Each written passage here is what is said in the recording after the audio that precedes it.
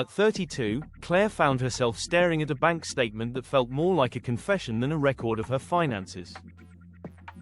In the heart of Birmingham, with a decent salary of £35,000 a year, she thought she was making it. After all, she had the usual trappings: a flat, a car, and a few designer shoes to boot.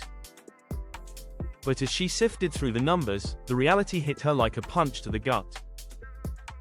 Despite her efforts, she had less than £100 in her account at the end of every month. At first, it seemed normal. Everyone in her circle stretched their budgets, right? Living for the month, waiting for payday only to splurge on brunches and nights out, a lifestyle that felt infectious, even liberating. On the surface, it all seemed fun and harmless, but beneath this veneer of financial freedom lay an unsettling truth. The sneaky little subscriptions, the impulse purchases, and the habit of maxing out her credit card for a pair of trendy trousers were turning into a compounding crisis. Then came the real kicker. One evening while scrolling through her phone, she saw an unexpected direct debit for £400.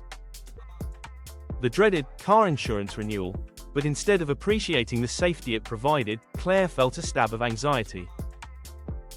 Wasn't £400 supposed to be set aside for emergencies? This is where it gets uncomfortable. Claire realized she was living in a whirlpool of denial.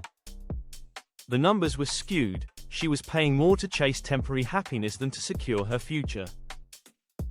Over time, that €250 monthly brunch with friends or the £50 splurge on a weekend getaway slowly morphed into a lifestyle dangerously close to a financial abyss. But in her mind, these choices felt like minor indulgences. After all, isn't it all about enjoying life? The hidden cost was clear. Each time Claire reached for her credit card, she was trading off her ability to save for her dream home and build an investment portfolio. In Ireland, David faced a similar conundrum. Earning €40,000 in Dublin, he too felt the shackles of overspending creeping in. With an eye-watering rent of €1,800 for a one-bedroom apartment, he frequently justified splurging on takeout and late-night pints, associating them with a well-deserved break from the grind. But with every festive brunch or luxurious holiday edition, the savings that once felt comfortably tucked away began to shrivel.